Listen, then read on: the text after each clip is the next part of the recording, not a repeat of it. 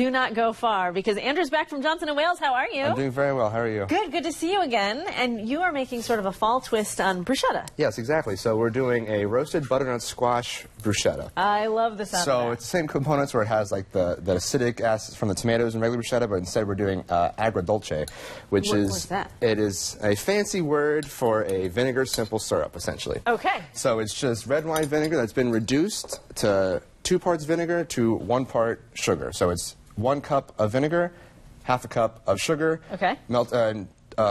Reduced down until it gets to a syrupy consistency. Which is what you did here. Exactly. Okay. Yep. And then so in our bowl here we have roasted butternut squash, where you just peeled the butternut squash, the big long squash Yes. things. You empty the seeds out and everything.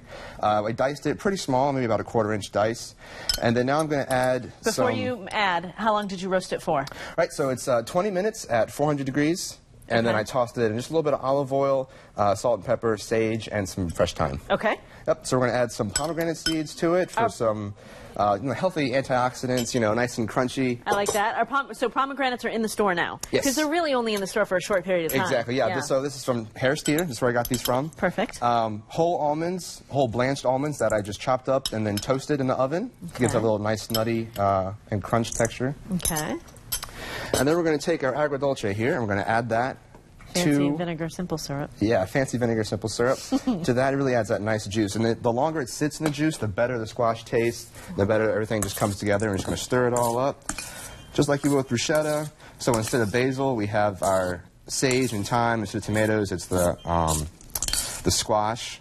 And then instead of mozzarella, like it would be with bruschetta, we're going to do goat cheese. I love goat cheese also. So the best. There's 2 options to do this, really. You could just pour it all into a bowl and serve it family style, or if you're having a nice, like a holiday party, it's really good for Thanksgiving. I know it's a couple months away, but you could do it as a little past appetizer, which is how I'm going to do it for you guys today. So if you put it in the bowl and did it family style, you'd put the goat cheese on the bottom and then just pour this over the top. Actually, I would put that in the bowl and then crumble the goat cheese over top of it, so you can kind of scoop it in there and get it out that way. Yeah.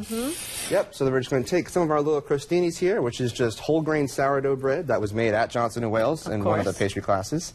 Nothing better. Could you use any kind of bread that you wanted? Yeah, any kind of bread, but I just feel going with the fall theme, with the harvest grains, the good fall grains. A little bit of goat cheese on there, just to kind of spread it like you would with put the mozzarella down first for bruschetta. And then we're going to take our bruschetta and we're just going to pile it on top. It looks so good, Andrew. Yeah, just pile it on top. It's so pretty, though, too. Exactly. It's super easy. 5 minutes to assemble, right? That was easy. Finish it with a little bit of salt, just to bring everything alive, and then a little bit more of fresh herb. Here I have a fresh thyme, which is what I roasted it in. And then you obviously do all of them like that as well. I love that. If people are weird about goat cheese, is there another cheese that you might recommend? Any kind of soft, spreadable cheese. You could honestly probably do cream cheese as well. Maybe cream cheese, add a little bit of olive oil to it so it's a little thinner and more spreadable. And then add some salt and pepper to it to season it so it's a little more unique. So really the thing that took the most time is cutting the squash and roasting it. Yeah, honestly, the 20 minutes of oven time for that takes the longest. And then to reduce the agrodolce, it's about 5 minutes on the stovetop. So if I wanted to cheat, can I get the stuff that's already cut up in the store? Yeah, exactly. Yeah, in the prepared section, you just take that and roast it. Like I said, just toss it with olive oil, salt and pepper, and then some fresh herbs. Like I said, it's thyme and sage is what I used. Well, it's absolutely beautiful. If you want to make this at home, you can go to WBTV.com right now. Andrew has shared his recipe with us, and I waited until the very end to taste this because I know it's going to be messy. But this looks amazing, Andrew. Thank you. Thanks for coming to see us. No problem. We'll be right back after this.